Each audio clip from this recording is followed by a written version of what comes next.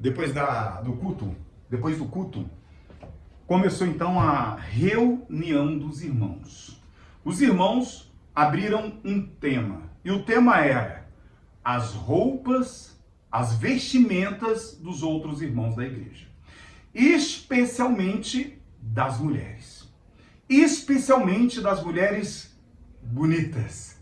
Especialmente daquelas mulheres que vestiam as roupas coladas e com decote. O irmão que trouxe o tema, ele falava de forma muito irado. Ele falava de uma forma com muita raiva, com muito rancor. Ele estava muito nervoso com a situação. E no momento em que ele estava falando, duas palavras me chamaram muito a atenção. Primeiro, foi a palavra provocante. Ele falou assim: aquelas irmãs, elas estão muito provocantes, com aqueles decotes, com aquelas roupas, com aquele jeito de se vestir. E a outra palavra que me chamou muita atenção foi a unção. Essas irmãs estão sem unção. E eu parei e comecei a pensar sobre o significado e a intenção dessas duas palavras. Não é? Provocante, roupa provocante, e a irmã ter unção ou não ter unção. Primeiro eu vou falar da unção. O que é unção? Uns são de Deus, outros não são de Deus. Isso é unção. O irmão vai chegar assim na igreja e vai falar: "Ô irmão, ora por mim, porque o senhor tem mais unção do que eu." Na verdade, uns são abençoados e podem orar e Deus vai ouvir e atender o pedido. Outros não são abençoados o suficiente para Deus escutar e promover um milagre na vida daquela pessoa, porque não existe relacionamento com essa pessoa e com Deus. Não é que Deus não esteja nem aí, é porque tudo na vida é afinidade e relacionamento. E a pergunta é: qual o tipo de afinidade e relacionamento que você está provocando entre você e Deus? Aí é onde é criado o milagre, que é a unção. Uns são abençoados, uns oram e a oração dá certo, outros oram e a unção não acontece. Uns são, outros não são. Essa é a primeira palavra. Presta atenção no que eu estou falando. E a outra palavra é a provocante, algumas irmãs provocantes. E eu percebi que com a ira que aquele irmão falava, e ele ia contagiando, influenciando os outros irmãos. No momento em que ele falava, quanto mais pesado ele falava das vidas das irmãs, mais ele replicava aquela ira para os outros irmãos. E esses irmãos contavam histórias, davam fatos, faltavam entregar fatos científicos comprovados para mostrar, para provar que aquelas irmãs estavam erradas e que eles estavam certos. Porque o fuxico, a fofoca é assim.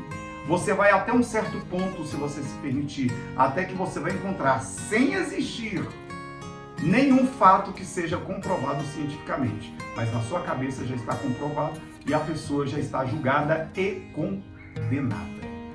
Então, essas irmãs provocantes, e ele repetiu por várias vezes essa palavra.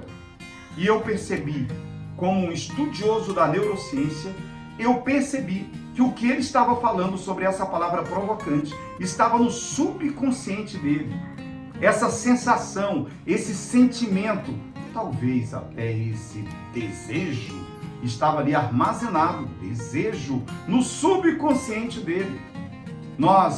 O nosso cérebro, existem informações na área consciente, que é tudo aquilo que a gente fala, a gente faz, a gente para pensar e a gente faz, é mais matemático esse lado do cérebro. E tem a parte do cérebro que é inconsciente, que você vai mais pela emoção, você vai falando, você vai fazendo.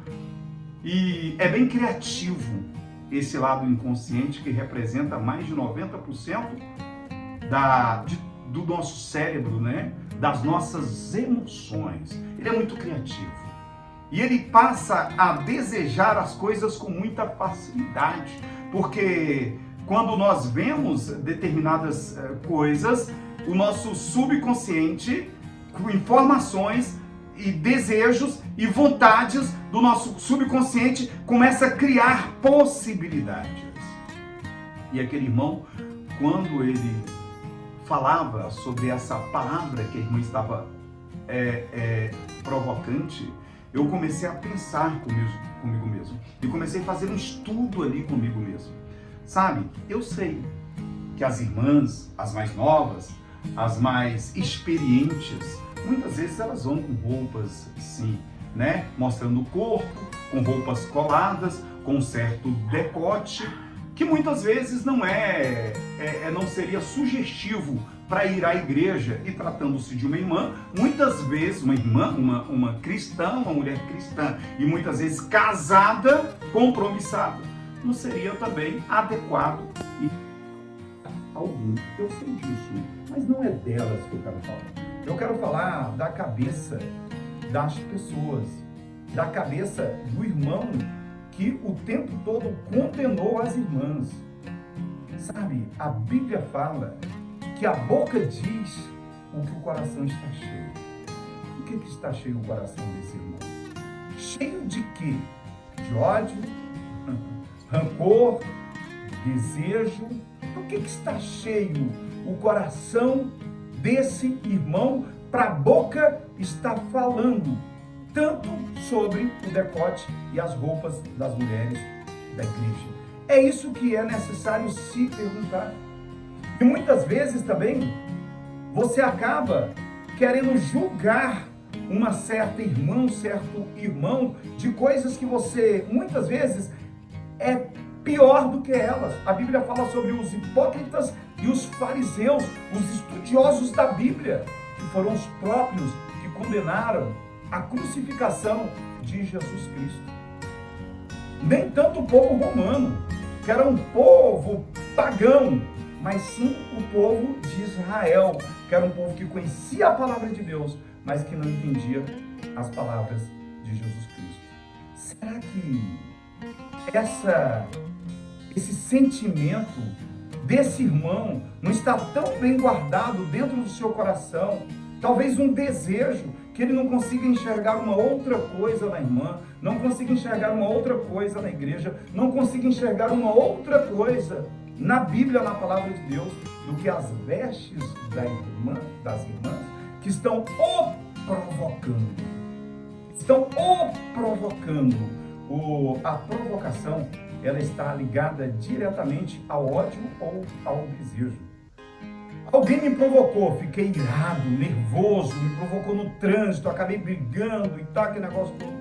Ou alguém me provocou e eu senti desejo por aquela pessoa. Muitas vezes, meu irmão, você está olhando o cisco nos olhos do seu irmão.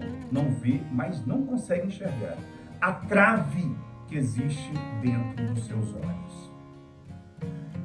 A neurociência explica que quando você deseja alguma coisa, pensa, a mulher quando ela está grávida, ela recebe a primeira notícia de que ela está grávida, ela começa a enxergar um monte de mulheres grávidas em todos os lugares.